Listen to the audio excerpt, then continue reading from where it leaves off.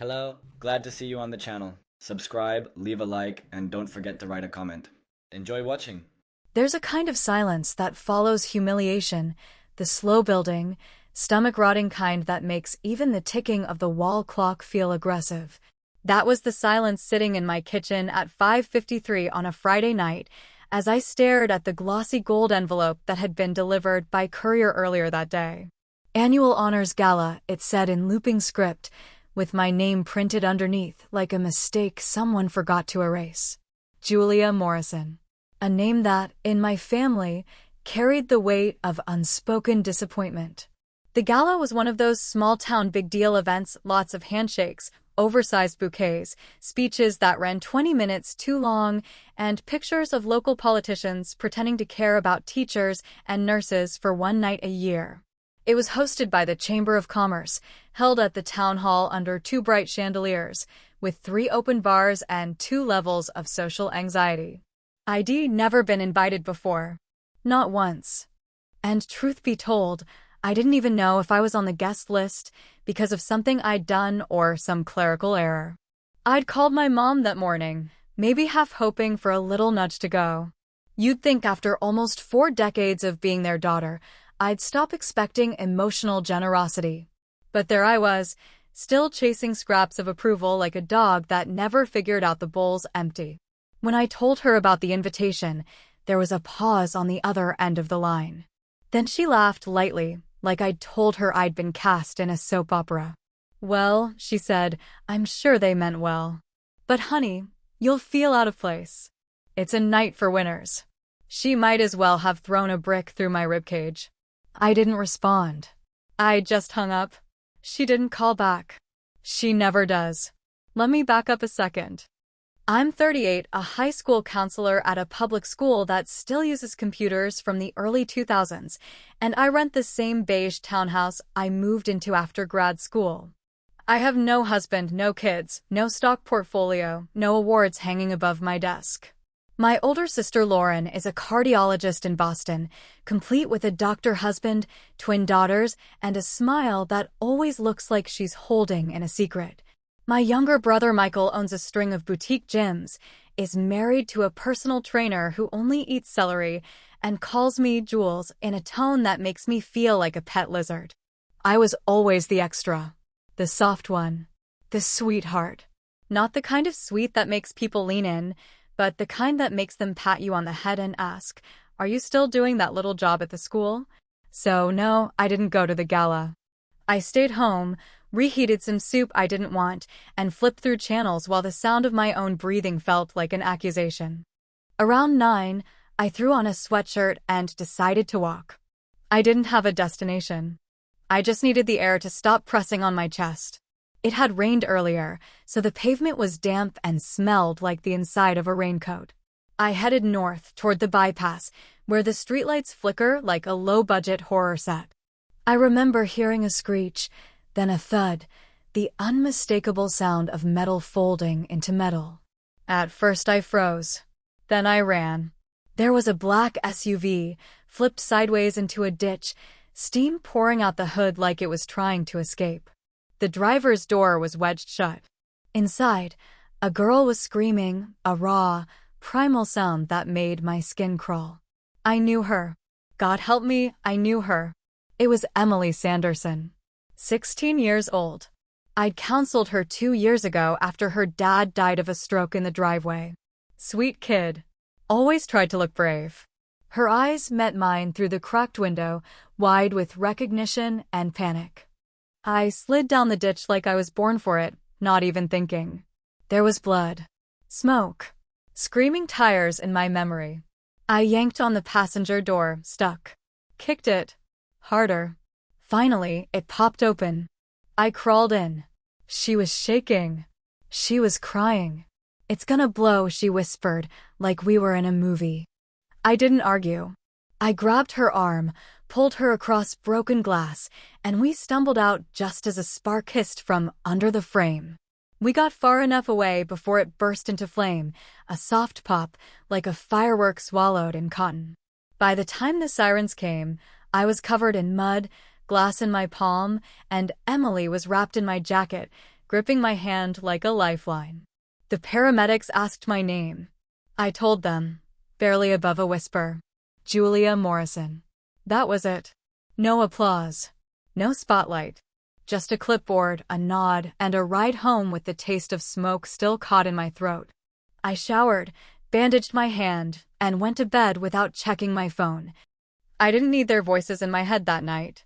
But by morning, my phone was vibrating off the nightstand. 2 missed calls from the local news. 4 voicemails from former students. A text from Lauren that just said, "Call me." And one from my mother that said, "We need to talk." I didn't know it yet, but someone had filmed the whole thing.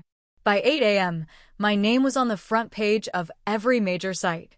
And all of a sudden, everyone who said I didn't belong was calling me like I'd been someone important all along. The sound that pulled me out of sleep wasn't the gentle chirp of a bird or the soft light of morning pushing through my curtains. It was my phone buzzing, like it was being electrocuted on the nightstand. At first, I thought it was an Amber Alert or maybe some weather notification, but when I rolled over and squinted through the crust of dried tears and exhaustion, I saw the screen. 37 missed calls, 18 voicemails, and too many texts to count. I sat up like someone had just shouted my name through a megaphone, heart pounding, head still fuzzy from the night before. It was barely 7:30, and the world had decided to collectively lose its damn mind. The first voicemail was from someone at Channel 8 News asking for a statement. The second was from a woman named Rachel something from the Chicago Tribune saying they were doing a piece on local heroes and wanted to feature me. The third was a voice I hadn't heard in months, Marcus Bell, an old friend from high school who now worked in PR, practically breathless on the line, telling me to check the internet right now. Still half in a dream, I stumbled into the kitchen and opened my laptop. My hands were shaking as I typed my own name into the search bar. Julia Morrison. And there it was, bold and surreal. Unknown woman saves senator's daughter in fiery crash, leaves without giving name. My face, mid-yank, gripping Emily's jacket, glass flying, smoke curling behind us like some dramatic movie still frozen in time on half a dozen news sites. I blinked, leaned in, and read the line again. Senator Richard Sanderson's daughter, Emily, had been pulled from a burning vehicle by a mystery local woman just outside of Rockford last night. My brain couldn't quite catch up with the reality that the Emily I'd dragged through the dirt, the one I used to give granola bars to during grief counseling, wasn't just any girl. She was his daughter. Senator Sanderson, the man who had recently been considered a running mate for the next presidential cycle, had been visiting family in our town, and his daughter had gone for a drive to get away from the noise. And then there was me, the woman who happened to be walking the opposite direction of her own humiliation and walked straight into a national news story instead. The next few hours were chaos in slow motion.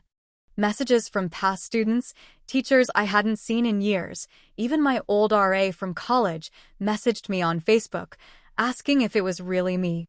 I got 3 requests for interviews, and some guy from Good Morning America sent me a formal invite through my work email, asking if I'd be available for a live segment. "America loves a quiet hero," he said in the message, as if I were some character in a Hallmark special. I laughed out loud. Not a joyful laugh, not even sarcastic, more like something cracked open in me, and laughter was the only noise that made sense. I didn't call anyone back.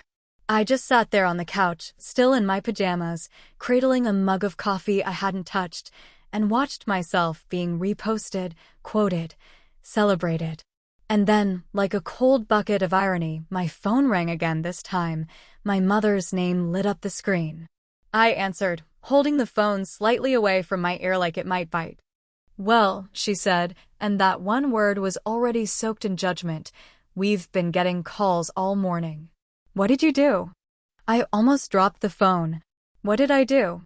I said, barely holding the edge of my temper. "I pulled a teenage girl out of a burning car, Mom." There was a pause. I could hear her take a breath, one of those performative sighs, like she was preparing to explain algebra to a toddler. "Yes, well, now reporters are calling the house, and it's really overwhelming." Not a word about pride. Not a note of concern. Just inconvenience. She kept talking, something about neighbors asking questions, my father having to cancel his golf game, someone from church sending a link to the video, but I stopped listening. I let her voice fade into the background like static. I hung up while she was still talking. For the first time in my adult life, I didn't feel guilty about it. A few hours later, another email arrived, this one from the mayor's office. It was short and sweet, signed by one of those perky assistants who still used exclamation points unironically. They were relaunching the gala for next weekend, turning it into a community celebration to honor local heroes and frontline workers. And they wanted me there. Not just in attendance. They wanted me seated at the head table, introduced by the mayor himself. A guest of honor. I stared at the email for a long time, letting the weight of it settle into my bones. The same gala I had been discouraged from attending, told I didn't belong, told I'd feel out of place, that it was a night for winners, was now rolling out the red carpet for me. And you know what's funny? When the news first broke, I got over 2,079 emails in just a few hours. Or wait, was it 279? I don't know, numbers aren't really my thing. Either way, my inbox looked like it had been hit by a tornado of congratulations, admiration, and a few weird fan letters from people who wanted to send me cookies or artwork of me in heroic poses. I didn't know whether to laugh or cry. But I did know one thing, I was going to that damn gala. Not for their approval. Not for the applause. Not even for the free champagne and inevitable awkward speeches. I was going for something else entirely. Something no headline, no phone call, no viral video could give me. I was going to take my seat at the table they once told me I'd never deserve, and maybe, just maybe, flip the whole damn table over. I don't remember the last time I stood in front of a full-length mirror and didn't hear someone else's voice echoing in my head, my mother pointing out that black washes me out, my sister suggesting that maybe something with sleeves would flatter your arms better. Or the quieter, more poisonous voice I'd internalized over years of family dinners and birthday parties where no one asked about my job unless it was to compare it to someone else's. But that night, standing alone in my hallway under the yellow light of an old lamp I bought at a garage sale, wearing a thrift store black dress that hugged me in all the right places, I heard nothing but my own breath, steady, quiet, deliberate. I didn't do anything extravagant to prepare. I didn't get my hair blown out or have my makeup professionally done. I didn't hire a stylist or a driver. I took a long bath, painted my nails a deep, bruised red, and let my curls do whatever they wanted. I slipped on the only pair of black heels I owned, the ones I bought on clearance 5 years ago and had only worn once, to a wedding where I sat at the table reserved for +1s and divorce dance. I walked into that gala without a date, without an entourage, without a damn thing to prove, and somehow, that was the loudest entrance anyone had made all night. The minute I stepped through those tall, gleaming doors, the air shifted. Conversations slowed, necks turned, eyes scanned me like I was a riddle they hadn't been prepared to solve. I caught a few whispers, felt the curious stares settle on me like layers of silk. They weren't sure how to look at me, the woman who'd gone viral, the woman who'd saved the senator's daughter, the woman they'd all ignored for years. I walked past people who had once pretended not to see me in grocery stores, past old colleagues who used to talk over me in meetings, past parents of students who had once suggested their kids needed a more ambitious role model. Now they nodded, smiled nervously, cleared a path like I was royalty passing through foreign territory. I saw my parents before they saw me. They were seated at the front, of course, in the VIP section with the polished brass nameplates and wine glasses already half full. My father had his hand on the back of my mother's chair, leaning in to say something that made her smile, that fake, brittle smile she uses when she wants to look composed. They both looked older than I remembered, smaller, almost. When their eyes finally found me, I saw the twitch in my mother's mouth before she smoothed it into polite surprise. My father's expression didn't move at all. He just stared, the way someone might stare at a power line they thought was dead until it sparked unexpectedly. I nodded in their direction, then walked right past them to a small table near the edge of the stage. It was marked reserved for me. One chair. One name tag. Table for one. And I'd never felt more comfortable sitting anywhere in my life. The mayor opened the evening with a predictably corny joke and a too loud microphone. He thanked everyone for coming, reminded the audience why they were there, and then spent 10 minutes gushing about civic pride, community resilience, and the importance of recognizing ordinary heroes. I barely heard a word of it. My heart was pounding in my ears, and not because I was nervous, because I knew exactly what I was about to do, and it wasn't about applause. When they called my name, I stood slowly, letting the moment stretch just long enough for it to be noticed. I walked to the podium, heels clicking like punctuation marks on the marble floor. I adjusted the mic, looked out over the sea of well-dressed strangers, and found my mother's eyes. I held them. Most of the time, I began, voice calm, clear, and without apology. The people doing the most important work don't get awards for it. They don't get phone calls from the mayor. They don't get their names printed on banners or their faces shared across the internet. They just keep showing up. Quietly. Steadily. Unnoticed. The room was so still I could hear the condensation drip down the side of a nearby glass. And I think that's the cruelest kind of invisibility, when you spend your whole life giving a damn, trying to matter, trying to help people breathe easier or sleep better or hurt less, and all anyone ever tells you is that you don't quite fit. You're not quite enough. You're too soft. You're too small. My voice didn't waver. I didn't let it. But sometimes, I said, something happens. Something loud. Something undeniable. And the world has to pause and ask, wait, where has she been all this time? And the answer is simple. Right here. Doing the work you didn't notice. Being the person you didn't bother to see. I didn't name anyone. I didn't point fingers or raise my voice. But every word was a scalpel and I watched it land. My mother looked down. My father clenched his jaw. My brother Michael, seated a few rows back, blinked slowly like he was trying to figure out if this counted as public humiliation. Lauren wasn't there. Some emergency at the hospital, of course.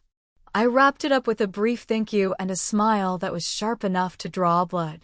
As I stepped off the stage, a line of people formed almost immediately.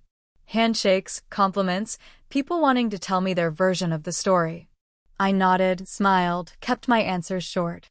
And then, just as the line thinned out, a man in a navy suit approached me, tall, older, eyes like broken glass. He leaned in, close enough that I could smell the mint on his breath, and said, almost too softly to hear, "You should ask your dad about 1992. Tell him you know about Camille." Then he walked away, leaving me frozen with a half-empty glass of wine and a name I hadn't heard in my entire life, but one that felt like a key sliding into a lock I didn't know was there. I didn't sleep that night, not even for a second, not even in the drowsy, half-conscious way where your body gives up before your mind does. I laid in bed fully dressed, still in that black thrift store dress that somehow felt like armor now, my makeup smudged into war paint, staring up at the ceiling fan spinning above me like it had answers.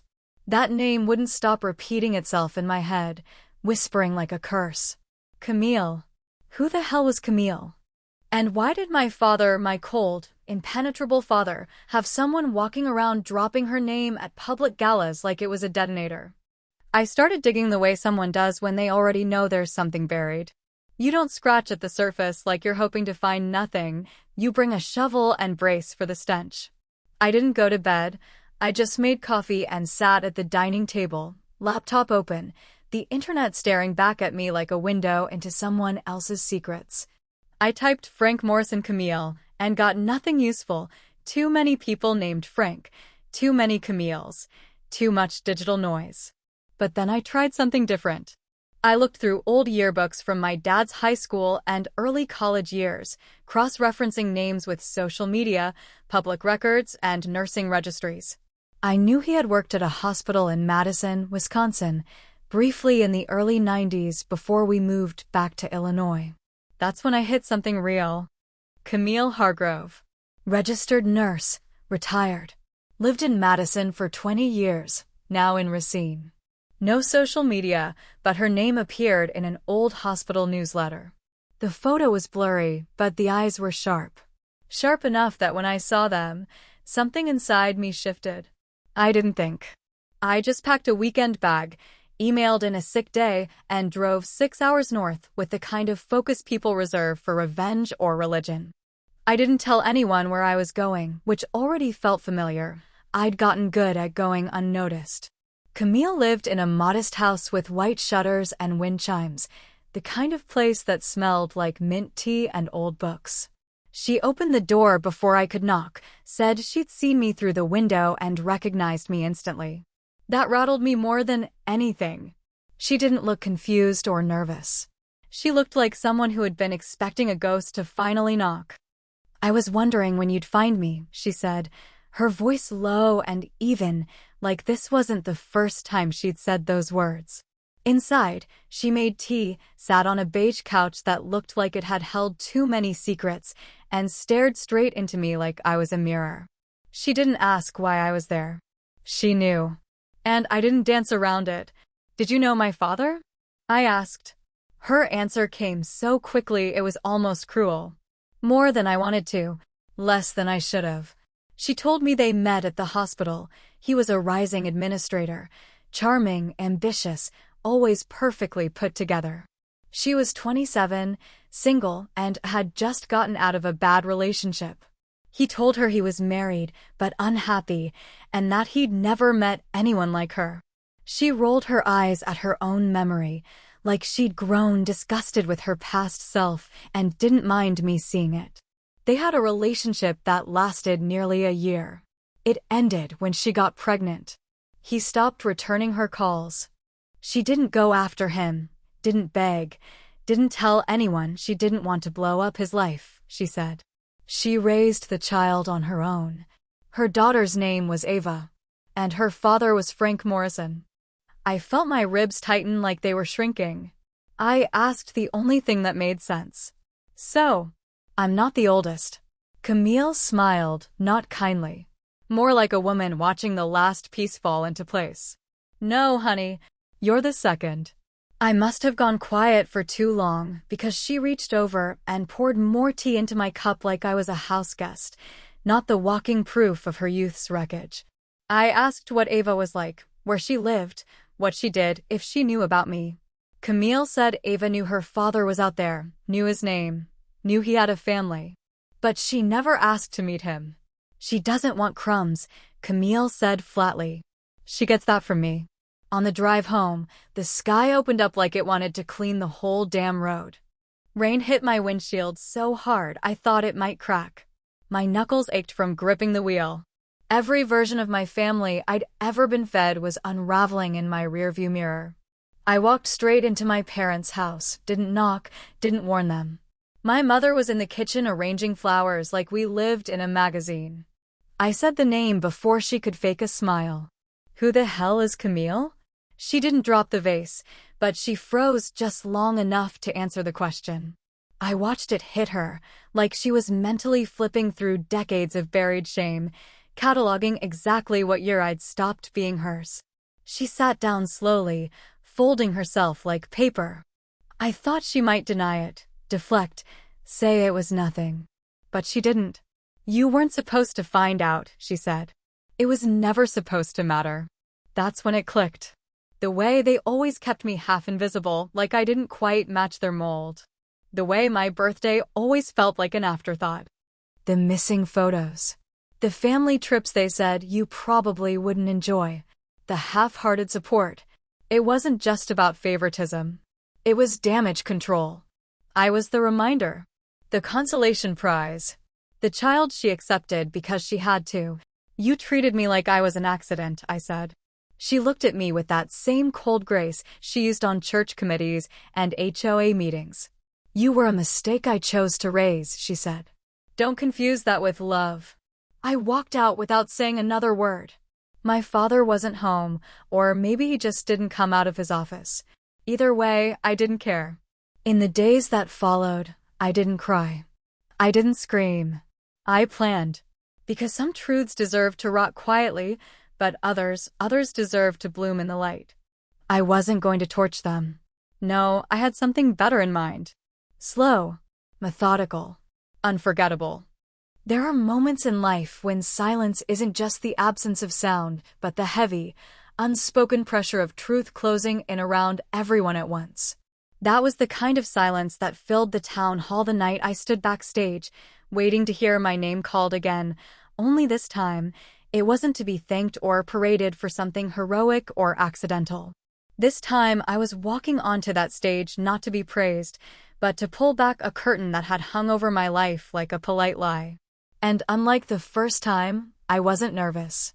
My hands weren't shaking. My heart wasn't pounding. I wasn't afraid of being seen. I was afraid of never being seen clearly again if I didn't do this. The event was officially called a Community Excellence Reception, another bloated evening sponsored by a local bank and half a dozen realtors, with flyers promising music, refreshments, and a celebration of those who make our town extraordinary. It was hosted in the same room as the gala, same chandeliers, same gold-trimmed chairs, same over-polished podium. But the energy was different this time. There was tension humming beneath the surface like a string pulled too tight. And I was the one holding both ends. The mayor introduced me with the same pre-packaged lines from last time, maybe with a few new adjectives thrown in for effect: inspiring, selfless, a role model. The room applauded, some more earnestly than others, but I caught the hesitation in the rhythm. People didn't know what I was going to say, but they knew it wouldn't be a rerun of the last speech. Word had gotten around that I was different now. Or maybe just finally real. I walked onto the stage, not in a borrowed dress this time, but in a deep green suit I'd bought with my own money, tailored to fit me exactly, not to impress anyone, but because I finally believed I was worth dressing for. I adjusted the mic, took a slow breath, and scanned the crowd. My parents were there, sitting front and center again like two figures carved from stone. My mother's hands were clenched in her lap, knuckles pale against the navy blue of her dress. My father's eyes met mine for a moment before he looked away, jaw set so tight I could practically hear his teeth grinding. Good. Let them feel it. Let them taste the truth for once, even if I never said their names. I leaned into the microphone and began in a voice that didn't shake, didn't rise, didn't perform. There's something nobody ever tells you about being invisible, I said. It's not that people don't see you. It's that they choose not to. A few heads tilted. A few glances were exchanged. The air shifted. There's a difference between being overlooked and being erased. Some people grow up in families where they're told to stay quiet, to not take up too much space, to be humble, to be helpful, to stay out of the way while the important ones do the shining. And they believe it for a while. They believe that maybe if they just work harder, stay kinder, be more grateful, they'll eventually be welcomed into the center of things. But some people never get invited to the center. My voice was steady, not loud, but each word landed like a dropped coin on a glass floor. Some people grow up in homes where love has conditions, where your worth is tied to how much you make, who you marry, how thin your waist is, how high your GPA was 20 years ago. And when you don't meet those conditions, the love turns cold. Not abusive. Not violent. Just frigid enough to make you doubt yourself every time you try to bloom. I didn't need to say my parents' names. I didn't need to point to them. Anyone paying attention could see them, stiff and pale and trying not to breathe. But what I've learned, I continued, is that sometimes the ones you try hardest to earn love from are the ones least capable of giving it. Sometimes you weren't overlooked, you were actively dismissed. Not because you failed, but because you reminded someone of a truth they were desperate to bury. That was when I paused. A long pause, long enough for the silence to tighten around the room like a noose. And still, I said, "We rise." Someone in the back cleared their throat, maybe to cut the tension, but I kept going. We rise. We find our place, not the one they left for us, but the one we built for ourselves. And when we walk into a room they once said we didn't belong in, we walk in tall. We walk in loud. We walk in wearing every scar they gave us like a crown. The audience was dead silent, waiting, unsure whether to clap, unsure if this was a speech or a reckoning. I reached for the glass of water they'd placed beside the mic, but I raised it like a toast instead. To the ones they never saw coming, I said. To the ones they tried to shrink. To the ones who learned how to shine anyway. I didn't wait for applause. I walked off the stage and didn't look back. By the time I reached the hallway, someone had already uploaded the video. Within an hour, it was all over social media, clipped, quoted, debated. My words were dissected by strangers, praised by survivors, criticized by people who felt uncomfortable hearing the quiet truth spoken so plainly. And within 24 hours, journalists had connected the dots. Someone found an old employment record from the Madison Hospital. Someone else unearthed a photo of Frank Morrison beside a young Camille Hargrove at a nursing conference. It wasn't long before Frank Morrison daughter scandal was trending in 3 states. And just like that, the man who told me I'd feel out of place on A Night for Winners was the center of a story that he couldn't control, one that started without him and didn't need his version anymore. Some folks said I went too far. Others said I didn't go far enough. I never corrected them. Because the truth? I didn't do it for revenge. I did it so the next girl who's told, "You'll feel out of place," can walk in like she owns the room. And maybe I'll never really belong in my own family. But that night, I belonged everywhere else.